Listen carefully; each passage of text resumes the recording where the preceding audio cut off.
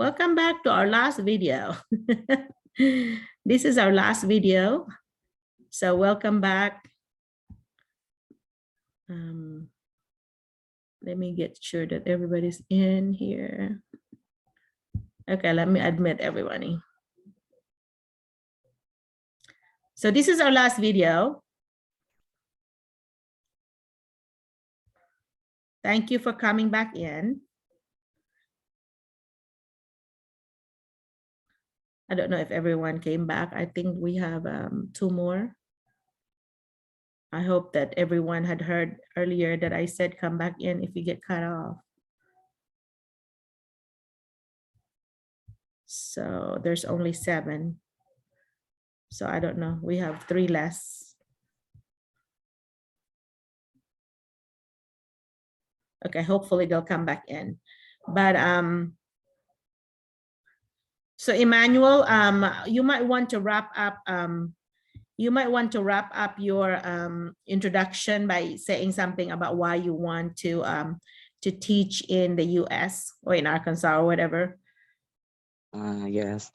Aside from I am already honed my knowledge in the Philippines, so I really wanted also to hone more my knowledge in teaching, because I know that there in the USA could really honed and could really can impart additional knowledge from my experience in the Philippines to the Arkansas. Yeah, you can say cultural knowledge. I can impart some cultural knowledge to my students. Our Yes. values from a Filipino. Yes. Or share my culture. Yeah. Strategies and techniques in teaching here in the Philippines, that I could share it to US or to in Arkansas. In Arkansas or in the US. Make sure you put the when you're talking about US. In the US. In the US. Yeah, good answer. I like that. Yeah. Thank so you. anyway, I wish you the best. And what happened is that when somebody asked me for a list of my teachers, I have the long list with all of you guys there, but then I also sort them by the area. So if somebody's looking for just English teachers, they'll see all the English teachers. And, you know, my math teachers right now, I have 6 or 7 left. That's all. That's all that I have. That's not hired. Yes, ma'am. But as I look at my email now, I've the Portland Public Schools, where I applied last night, they are asking me over a certification from a Maine state. What's the, I do not know that one, ma'am. A Maine state. That's they're asking if they're from Maine. They're asking if you have your Maine state licensure. So what your answer to that is that I have a Philippine license and I could get a reciprocity to your state. I will you know, you can mention me. My coach in Arkansas is saying that you can any states of the US, you just follow the directions, and some of them they may ask you to do a TOEFL, a proficiency test in English, and some of them don't. Like for example, what you could do is apply for a New Mexico license. You know, I've sent you links before, but if you want to, I can send that to you again. Let me see. Emmanuel Sanchez. I will send you the link to New Mexico licensure. You can Google that. What is it is that is the easiest of all the states to apply for licensure without any extra hassle. And so when you go to the website and you follow directions on what paperwork they want, and you get the New Mexico license, then you are like having the license from the US. Then you can just move to any other state and they will honor that, and they call that reciprocity. So you say, I will have reciprocity, you know. Okay. And so you know, I'm gonna I'm gonna process. Yeah, I could process, and you can go whatever state you're doing. You go to, for example, Maine. You say Maine Department of Education, and then go under licensure, and go read what their licensure requirements are. And then if you're really serious about working there, by the way, Maine is the coldest state here. So if you like, because that's very close to Florida. I mean, to Florida, to Canada. But Florida is like the Philippines. They're very close to Canada, so that's really, really cold. So if you like cold, you know, yeah, go in Maine. But they have the best lobster because They have the best seafood there. But yeah, if you want Maine, you look at the map of the US, and if you go in the middle of it, then that's not going to be very cold. But if you go to the very northeast where the New York, New Jersey, all those places are, and Maine, then they are going to be very, very cold. Yeah, Okay. I And feel if you like go frozen out west, already. yeah, if you go out west like Arizona and Texas and Oklahoma, those are really hot. So No, yeah, I just yeah. put in a minimal weather only of the Okay, if you have US. mild weather, then you stay in the middle. How about in Arkansas, Missouri, I always stay in Arkansas because Tennessee? my friend is already there. Yeah, Tennessee, Mississippi, Georgia, those are the southern states. And the middle part, like Missouri on up to South Dakota, they're called the Midwest. So the Middle Western. And then where I am in Arkansas and the other states that are going towards Florida, those are called southern states. So in the South. Okay. So if you are not Okay. liking cold, you better stay in the southern states. Yeah, especially in Arkansas. Arkansas is good. Yeah. If you like the province, you would love Arkansas. But if you're Yes, in a because city, huh? In Vietnam, I was also in the province. Yeah. Like for And you didn't example, mind it? You didn't mind it? yeah, It's okay with you? Yeah. yeah, The it's hard, to fine. me, the hardest part is really the missing of your family.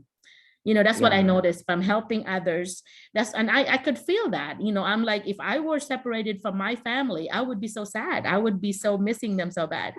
But the beauty of it is that if you are married and you can do the J2 visa, you have the J1 visa as a teacher itself.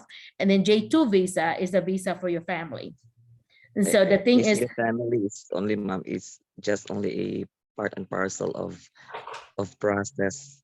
As soon as possible, we can really move it on. yeah, Because yeah, we are looking at the future of the family. yeah. You have any kids? You have any kids? And I'm still single. Are you single? I'm Okay. not ready to mingle. You might find some American somebody here. We have a few teachers, by the way, that are single coming here and they end up marrying Americans. And when they do that, that's the fastest way to your green card and to your citizenship is when you marry somebody, because that is straight through. That's called a family-based immigration visa. So immigrant visa, yours is an employment based whenever you come here, and yours is actually more of an exchange visitor based, yours, you know, as a J1. But then after 90 days, you have to wait 90 days, then you can apply for your H1B visa. And that way that will be your path to green card. A lot of schools, that's why schools do not use H1B to start with, because to do an H1B visa, they have to actually do Department of Labor paperwork, which is to show that they have advertised the job and they have done it at least 2 or 3 weeks or whatever times. And then they have to prove that. And then they have to prove that nobody local had applied for it, that there's really a need because they could not find anybody locally. And so that is a burden of proof that they have to prove in order to get your H1B visa, which takes time. So schools that are needing teachers now, they prefer the J1 visa because you don't have that burden of proof that you really have tried to advertise and so on and all that. But once you have, like, I'm working with Annalisa's school that I want to help them get their H1B visa. And so they have a change of administrators right now. So when the new administrators in the district are in, I'm like talking to them about getting their H1B visa, because they really love, you know, the district really love them and they really want to keep them. And so I said, in order to keep them, you're going to have to switch them into H1B. And in that way, you know, they can have their families here and so on, and their green card, and be able to stay here permanently. And so that's your path. Yeah, that's your path. Huh? My friend is very lucky. Yeah, she's got a little girl too, so she could get her little girl. Yeah. So yeah. Well, anyway, welcome, and I wish you the best. I hope that you do get an interview soon. What I'm planning to do is I'm gonna go, you know, if you haven't done it yet, any of you, you go to www.schoolspring, for example, Arkansas. So www.arkansas.schoolspring.com. And if you want another state, like if you want really cold, like you can put Maine.schoolspring.arkansas. But if you don't know what the state is, you need the Google map of the United States. And then you can just look at the middle states or the southern part going to Florida, from Arkansas going to Florida. Those are the ones that's not going to have a very bad winter. Okay. Or you can go west. I already signed in the schoolspring.com, ma'am. Okay. I've done already signing in. Good job. Good for you. Yeah. Check that every day because that's going to change every day. They're going to add things to it. And you go to your favorite states that you want to go to. I have been having people telling me they got hired in Nebraska. They got hired in Colorado, which is actually cold in Colorado. So Nebraska, Colorado, Massachusetts, North Carolina, they have people hired there. California, by the way, is one of the Lake Washington, ma'am. That Lake Washington district. What's that? Washington, D.C. is also cold, but that's where the capital is. That's where the president is. So it's very cold there too. Lake Washington district. It's particularly the Juanita High School. In what state? Is it Washington or Washington, D.C.? Lake. It's a Lake Washington district. Yeah, but that's a name that's common here. So you need to say what state.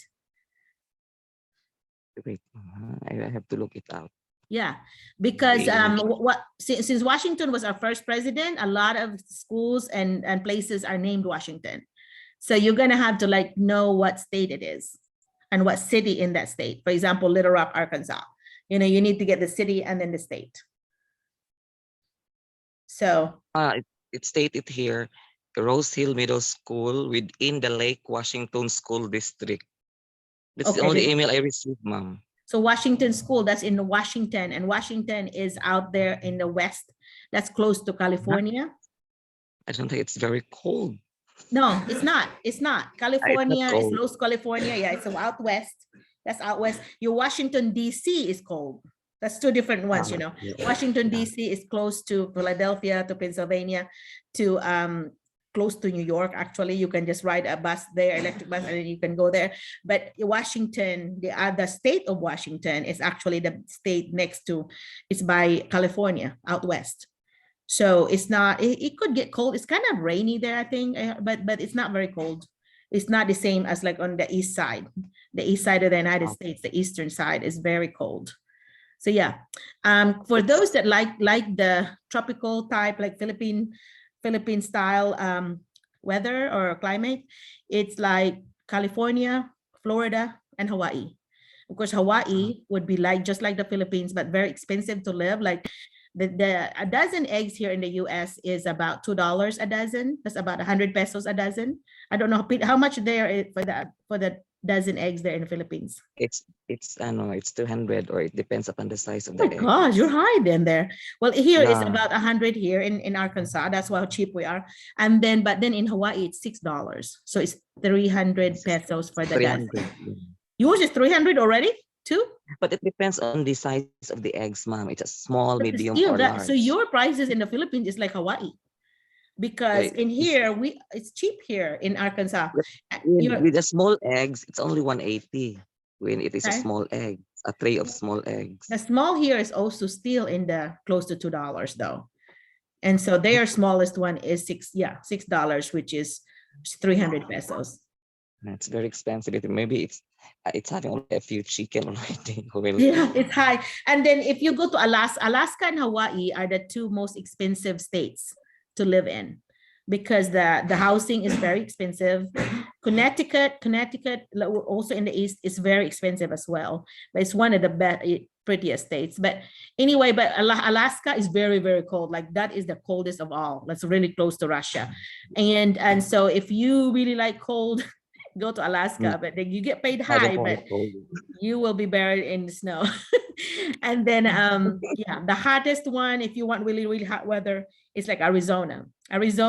When I first came to Arizona in the 1980s, when I first came out of the airplane, you know, my husband is a pilot, we have a little plane. So we came out of the plane and I'm like, oh my gosh, I felt like there's an oven, like you came out of the oven. Yes. It's so hot. You're inside the oven. Yeah, it's like you feel like that when you first came out. I'm like, oh my gosh, it's hotter than the Philippines, you guys, hotter than our country.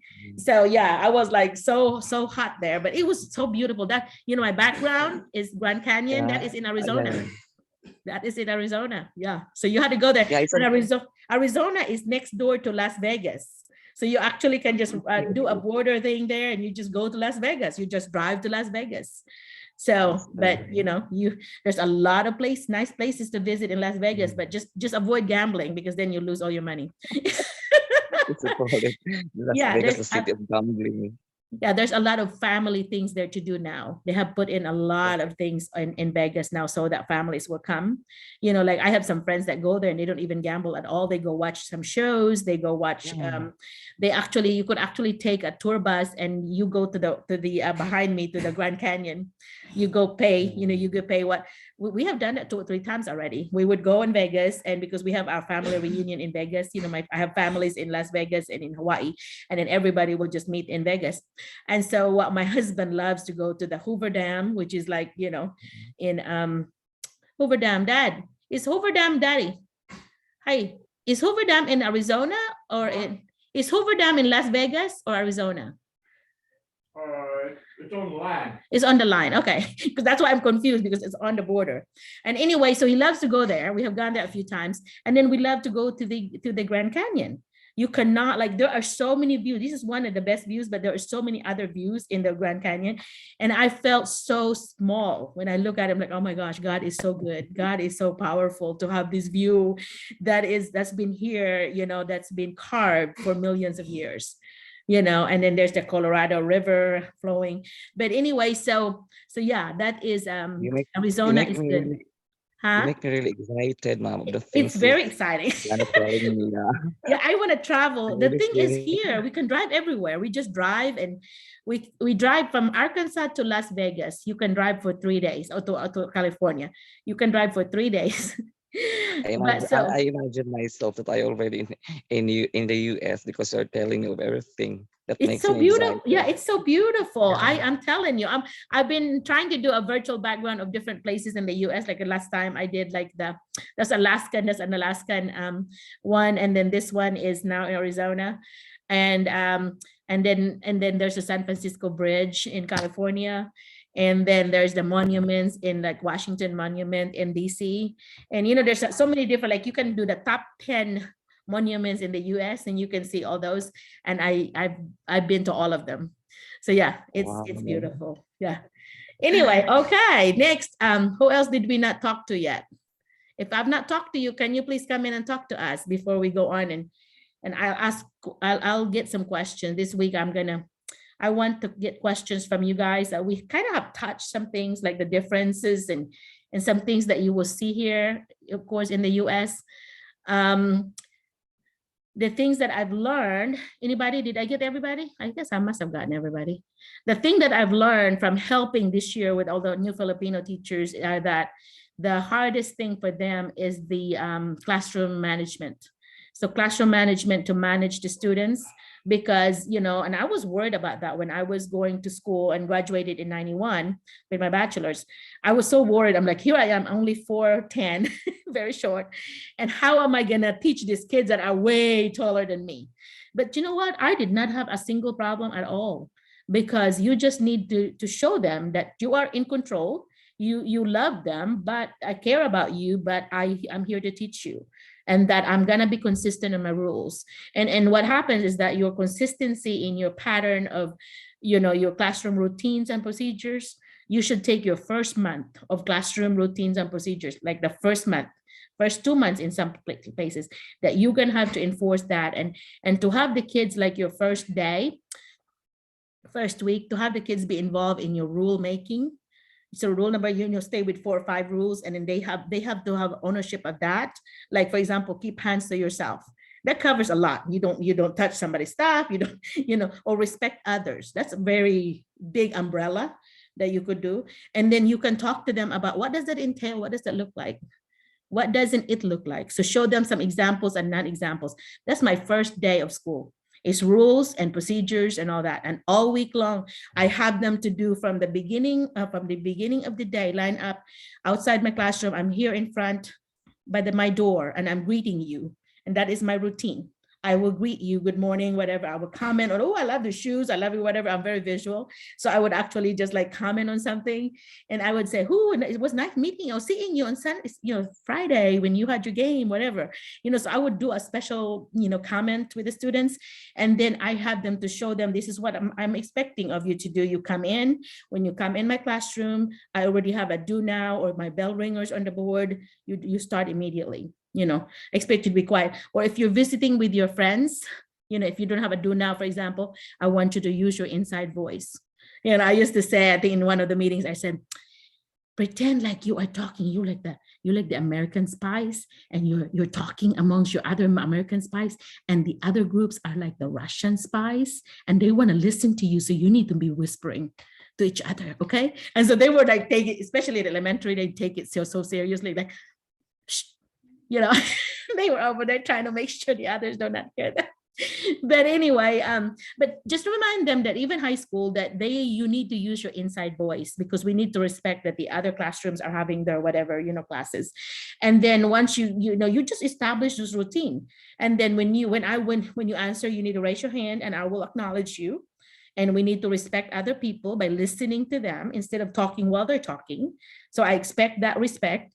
And then when I'm talking, I also would appreciate that you would also respect that, because when you're talking, I'm not gonna be talking. I'm gonna be listening to you. I'm gonna address your needs, like that. And so I think you show a lot of examples, and how to go, for example, elementary, how to even line up to go in a special class or to go to the cafeteria. I have them to line up. I would line up by the ones that are working well, they're working really good. I'm like, okay, so-and-so, you did so well today. You behave yourself. You completed all your work, did a good job. You'll be my leader today. Okay. And then the ones that are really misbehaving, I put them in the back. They don't like to be in the back. So I'm like, okay, you could go in the back, because you're not supposed to be talking in the line. You're supposed to be quiet. So if you're talking, you're just going to go in the back for me. And what that they don't like in some schools is that you have your lunch recess, which is you can take that away from them. They have like I usually ate in my classroom a lot. And so I had an aide at that time. I had the first 4 years, I had an aide. So the aide and I would eat in my classroom. And don't ever catch yourself having been in the classroom by yourself with any student, male or females. Try to make sure there's at least 2 of them. Okay, it's just a safe thing for teachers. There's too many bad news here in America, and there might be some that would make up something because they don't like you. So make sure that you play it safe by having at least 2 students. If you're going to be alone in the classroom and have a student there, try to have at least 2 students there. Okay, I usually have like the helper of the week or whatever. They can come and help, whatever, or the president. If I have you have your class president, you can have them to come or whatever and come in. But I kind of made it later to be like, it's not really a punishment when you come here. It's actually like a good thing to be working with me, because I'm not here to punish you. We are here to help you. So if you want our help, you come here. So it's better to do that rather than a punishment. And in high school, for example, what I taught, they actually have a special, like a teacher that actually would actually take care of all the lunch, the people that lost their lunch because they have to do some extra work because they did not behave themselves or they did not have homework, things like that. They have to work in there. So they take their tray of food and they go there, and then when they get out, then they have to bring their work with them and they start working, because so they don't get to mingle with their friends. And so, but of course, it's going to depend on your rules of your school and your schedule. So make sure that when you are getting an interview, for example, from that school, you go to their website and go look at their classroom, the school policies and things, because there's always a student handbook, there's a teacher handbook, school handbook, district handbook. There's going to be things like that. Read them, because then you kind of know the different classroom things that they expect. Like, for example, the discipline. How do they do the discipline? Like some of them might be the first offense, you will be talking to the student. Second offense, you may be contacting the parents. Third offense, maybe, counselor. And then the last one, maybe your last resort would be sending them to the principal. So you follow that rule, and some schools would do like, they would write their names on the board. And then they put like a check mark. Once you get these 2 check marks, then you're going to be doing for the next step, kind of a warning. And you're going to have students that like to talk. And you have to remember that students who like to talk are actually your not visual, but your auditory kids. That means that they have to hear themselves talk and process it through talking for them to remember. So for those kids, you know who they are because they're going to be doodling. When you're talking, they're going to be doing some doodles, and they're not looking at you because they're really just listening. So they're going to be doing some doodles or drawings on their book. Those are your auditory learners. So how to address them is using the 10-5 strategy. 10-2 strategy. That means 10 minutes you talk, you do any activities, whatever, then the next 2 minutes should be something where they are either communicating with each other or you asking them questions where they have to talk. They have to somehow process that information. Your auditory learners, for example, you say, okay, I want you to turn to your neighbor and tell them what you learned from the last 10 minutes that I taught you. I want you to summarize it to your neighbor, and all that. And so then they are able to hear themselves talk or their neighbors talk. And then that's how they anchor that information. That's how they remember it. But if you're a teacher that just talks all day and do not even stop having a 10-2, if you're in kindergarten or preschool, you need to do 5-1, 5-minute teacher talk, and in 1 minute they have to do something. If you don't do that, you're gonna have problems because the kids are gonna want to be participating and they're over there just getting bored listening to you. Okay, but if you're gonna make it an activity where they're active, they're doing something with the students, that actually research has shown that students actually learn more from each other, more from even us. So you have to remember that if they work with their peers, they actually would remember that. I've noticed it a lot when I do, at the end of the day, my last 15 minutes of my class, whatever grade I taught, my last 15 minutes was always more of a reflection notebook time, reflection, the communication notebook, I call that, where they write daily. And so the last 15 minutes, they're going to write about what they learned all day, how their day went, how was whatever, they're going to write. I have usually showed them a format, and then sometime I would say, okay, free write, you write whatever, but make sure you address this part. I want you to tell me what you learned today or whatever. And what I noticed was the things that they would write are the things that when I stopped and have them to talk to their neighbor, those are the bulleted things that they would write about. That means that they remembered it. Okay, so that's called, you have to anchor that information in so that it doesn't go to the short-term memory. It actually will go to their long-term memory and they'll remember it because they make a connections of it. And that's how our brain would learn. Okay, so that's what, So just remember that because it will help you in your classroom management, and also getting to know your lesson well. Like, for example, you can have a new material, right? They're going to give you a book or whatever it is that they're going to show you. Try to know that really well so that you go exactly for that period, you know exactly what you're going to do. I'm going to do this for 10 minutes and I'm going to have them to do this, process it, and I'm going to do the next 10 minutes this way. Kind of have a little note, even if you have to do an index card and show in, kind of make a note for yourself at first, do that. So that way you have a smooth transition. That's what I noticed that teachers are having problems, not just the Filipino teachers, but all the teachers. I used to observe a lot of my teachers. And that's when I noticed the transition problem is when they don't know what they're doing, they don't have the things ready for the next activity or whatever. That's when the kids are starting to talk because you are like over there trying to get something or whatever. That's when they start talking and having problems. But then when your transition is so smooth, I have this table by my desk that where I put all my material in order.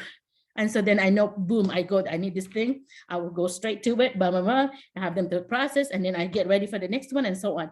So once you're ready and they see you as on the ball, they're not gonna have time to misbehave because you're having them busy from bell to bell. So bell to bell instruction is very important. And then having the process of reflection at the end is very important. And then having them to work with their peers, very important. So if it's not all about us, we should not be a sage on stage. We should be a guide on the side. Okay. So you facilitate learning. You do not you don't have to be hearing me. I will set up the environment where you will be learning independently. You will learn from each other and you're going to be solving problems that are, real life problems that, connect it to the world, to the real life as much as possible. Yeah, so I think I'm preaching to the choir because I know all these things, but these are just my observations that I noticed. That's when kids misbehave. It doesn't matter if they're white kids, black kids, whatever color kids they are, they're gonna misbehave if your transition is not good and if you do not know your content. And then another thing is if you don't get to know them, they're not gonna be able to have that trust relationship with them. And that's why knowledge of students, very important, along with your knowledge of content. You're gonna have to know that. And that's why the third one is assessment. You have to assess what they know. How do you know that? You have to know them. The first week of my class, any grade I taught, I always had my routines and procedures. And then I also have all my assessments, like all my inventories. Like I want to get to know them, their interest, So you have your interest inventories, you have your learning styles, you have your, my sister even does the love language. If you do the 5 languages of love, there's 5 things there, like, oh no, we're about to arrive at time, so we're gonna have to end up soon. If you have those, then you know how they want to be loved. Like, for example, some people want to be loved by spending time with them. Some people would like to have gifts. Some people would like to have a word of affirmation. You want to be praised. So if you know those 5 languages of love, you can Google those. Then you know how to praise these kids or how to motivate them. Okay. So any questions or whatever? I don't want to be the 10-2 here. Now you're 2 minutes. What do you have, anything that you want to ask, or things that you may validate, like validate something you already are doing? Like, tell me about what you had gotten from what I said. This is our last few minutes. We're going to say goodbye. So tell me something that you may have picked up, even one thing. Let's start with you. Emmanuel. Yeah, it's all about the how to manage the class, because as you all know that still, if we are, I know that I am a teacher in the Philippines and we have different classroom style, but as I listen and as I listen to you, ma'am, it's just the same here in the Philippines and in the US, because in the Philippines also, it is very important that we have the so-called student-centered in the class. It's not about teacher talk, but it's all about letting the students talk with our lesson. Somewhat they are going to discover the lesson that we discuss from them, and assess them if they learned from the lesson. That's right. Especially giving group activities or individual activities. And right after or before and after the lessons, we should always give here a class activity. Yeah, that's good. And you assess them. You need to assess them before, during, and after the lesson. Yes, not just before, not just after. In a post assessment. Yep, that's right. So, but of course, you have doing you're doing informal observation while you are having them do an activity. You're actually doing an informal observation. I used to carry a clipboard with me, and I used to take notes about each student, whatever. And at the end of the day, I would actually have pages of, I have a big notebook for each of the student. I would assign 2 or 3 pages, and I would take notes about the student, put a date, whatever. And during parent teacher conference, I would actually share some specific things that the student said or did that I loved, whatever. And the parents loved them. I mean, they just loved them because these are specific things about their kid that you have written. So I kind of want anecdotal record. So I kind of would write those in my notebook, because I'm so forgetful. I have to write everything down. If it's not written down, it didn't happen. Yeah. Okay. Anybody else that had picked up something? Thank you for sharing, Emmanuel. Anybody else that had picked up something that, about classroom management, being consistent and firm and know your stuff? Those are the things that I really think is important. Leslie, you're smiling over there. What do you share? Leslie, one. Because you're coming here, girl. I just found out that it's not really difficult to teach in the US, as I have listened to you. So it's like what Sir Emmanuel have said. It's really the same thing here in the Philippines. But I think it's just the language barrier, because sometimes we have there are things in my mind that I really want to speak out, but I cannot put it into words, because our mother tongue here is Bisaya. But they will understand though. They will. You're very fluent, by the way, Leslie. So you should not have any problem, girl. Thank you.